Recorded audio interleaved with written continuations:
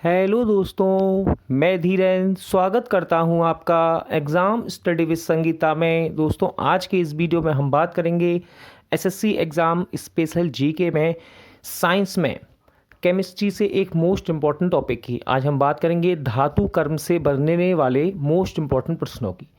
दोस्तों, इन प्रश्नों को हम पिनेकल के एसएससी सामान्य अध्ययन बुक से यहाँ पर कवर कर रहे हैं और मैं आपको इम्पॉर्टेंट क्वेश्चन की सभी मोस्ट इम्पॉर्टेंट डिटेल भी यहाँ पर कवर कराऊंगा।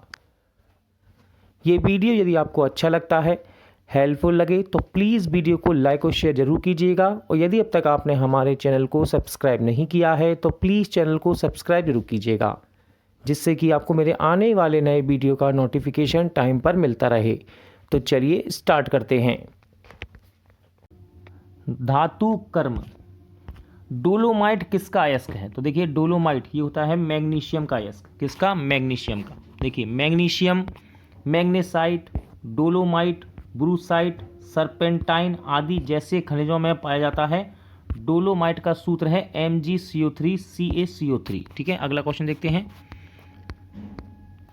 सिनेवार निम्नलिखित में से किस धातु का अयस्क है? आपको एग्जाम में सिनेवार भी लिखा मिलेगा, वो भी सही है। तो ये है मर्क्यूरी का। ठीक है, मर्क्यूरी का। देखिए, सिनेवार या सिनावार मर्क्यूरी यानी कि Hd, पारा कहते हैं इसको हम हिंदी में, है। ठीक है, इसका अयस्क है। और ऑप्शन में और भी दिए थे।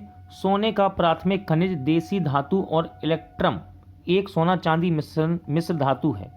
ठीक है। प्लेटिनम अयस्कों के मुख्य खनिज पायरोटाइट, पेंटेलेंडाइट और क्यूबोनाइट हैं। ठीक है। जबकि बॉक्साइट प्राथमिक अयस्क है। बॉक्साइट प्राथमिक अयस्क है जिससे विश्व के अधिकांश गैलियम का उत्पादन होता है। एल्युमिनियम की एक मोटी ऑक्साइड परत बनाने की प्रक्रिया कौन सी है इनमें से? तो इसको बोलते हैं एनोडाइजिंग। ठीक है, एनोडाइजिंग, ऑप्शन डी। ठीक है।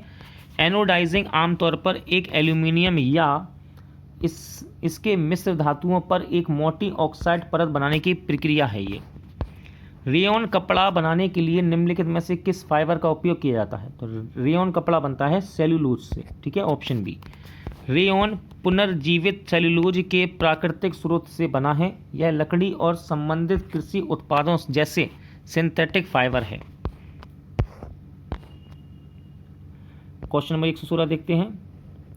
किसके द्वारा किए गए नियम के अनुसार विद्युत अपघट्य विलयन में पारित होने वाले विद्युत की समान मात्रा द्वारा मुक्त होने वाले भिन्न पदार्थों की मात्रा उसके रासायनिक तुल्य भार के समानुपाती होती है? तो ये बतलाया था माइकल फैराडे ने, यानी कि ऑप्शन सी सही आंसर है इसका। ठीक है। देखिए, माइकल फैराडे द्वारा प्रतिपादित एक नियम के अनुसार इलेक्ट्रोलाइटिंग घोल से गुजरने वाली बिजली की समान मात्रा से मुक्त होने वाले विभिन्न पदार्थों की मात्रा उनके रासायनिक समकक्ष वजन के समानुपाती होती है। इलेक्ट्रोलिसिस के फैराडे नियम में कहा गया कि इलेक्ट्रोलाइट सीमा की वर्तमान द्वारा उत्पादित रासायनिक परिवर्तन की मात्रा उपयोग की जाने वाली बिजली की मात्रा के समानुपाती होती है और समान मात्रा में बिजली द्वारा उत्पादित रासायनिक परिवर्तनों की मात्रा अलग अलग होती है। धातुओं और उनके अयस्कों के संदर्भ में कौन सा युग्म गलत है? तो देखिए, इसमें यहाँ पर राइट आंसर है पारा, क्योंकि ये होता है मरकरी का। ठीक है ना। चलिए, इसके बारे में जानते हैं। पारा या तो एक देसी धातु दुर्लभ के रूप में पाया जाता है या सिनेवार, मेटासिनेवार, कोड्रोराइट, जीवित स्टोनाइट और अन्य खनिजों में पाया जाता है। सोना आमतौर पर, देखिए ऑप्शन में सोना भी था, इसे भी देख लेते हैं। सोना आमतौर पर अकेला पाया जाता है या पारा या चांदी के साथ मिश्रित होता है, लेकिन यह कैल्वेराइट, सिल्वेनाइट, नाग्यागाइट, पेटजाइट या कैरेनराइट जैसे अयस्कों में भी पाया जा सकता है। ठीक है। यहाँ पर ऑप्शन में एक नाम और है, ग्रीनोकाइट। ग्रीनोकाइट एक दुर्लभ कैडमियम युक्त धातु सल्फाइड खनिज है जिसमें क्रिस्टलीय रूप से कैडमियम सल्फाइड होता है। एल्यूमिनियम के प्रमुख अयस्क बॉक्साइट, कोरेंडम, फेल्सपार, क्रायोलाइट, एल्यूनाइट और काउलिन हैं। ठीक है।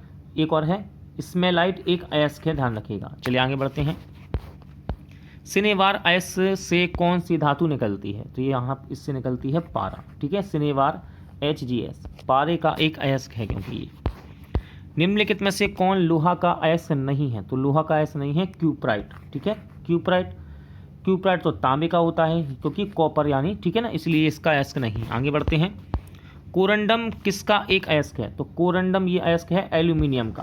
किसका अयस्क है? एल्यूमिनियम का। देखिए, कोरंडम एल्यूमिनियम का की एक मिश्र धातु है। यह लोहा, टाइटेनियम और क्रोमियम के साथ एल्यूमिनियम ऑक्साइड Al2O3 का एक क्रिस्टलीय रूप है। यह एक चट्टान बनाने वाला खनिज है, ध्यान रखिएगा। अगला क्वेश्चन छोटा कर लेते हैं थोड़ा।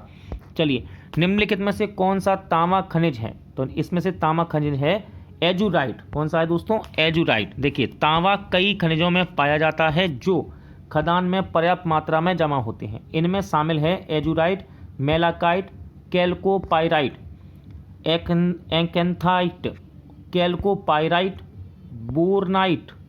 एजुराइट एक नर्म गहरे नीले रंग का तांबा खनिज है जो तांबे के अयस्क जमा के अपक्षय द्वारा निर्मित होता है। पायरोलूसाइट एक अयस्क है। तो पायरोलूसाइट ये है मैग्नीज का अयस्क। किसका? मैग्नीज का। देखिए,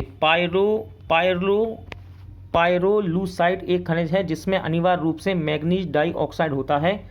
यह मैग्नीज के अयस्क के रूप में महत्वपूर्ण है। यह एक काला अनाकार दिखने वाला खनिज है, अक्सर दानेदार, रेशेदार या स्तंभ संरचना के साथ कभी कभी रेनिफॉर्म यानी कि गुर्दे के आकार का क्रस्ट बनाता है। ये निम्न में से किस धातु के एक अयस्क का नाम गैलेना है? तो ये है दोस्तों सीसा। ठीक है, सीसा। चलिए, गैलेना जिसे सीसा ग्लांस भी कहा जाता है। ठीक है, सीसा सल्फाइड PbS की प्राकृतिक खनिज रूप है ये। ठीक है, प्राकृतिक खनिज रूप है। गैलेना सबसे प्रचुर मात्रा में और व्यापक रूप से वितरित सल्फाइड खनिजों में से एक है। डोलोमाइट निम्नलिखित में से किस धातु का अयस्क है? इंपॉर्टेंट है डोलोमाइट। तो ये है कैल्शियम का। किसका? कैल्शियम का। देखिए, डोलोमाइट कैल्शियम मैग्नीशियम कार्बोनेट से बना एक निर्जल कार्बोनेट खनिज है। आदर्श रूप से CaMgCO3 का होल ट्वाइस इस शब्द का प्रयोग आदिवासी कार्बोनेट चट्टान के लिए भी किया जाता है, जो ज़्यादातर खनिज डोलोमाइट से बना होता है।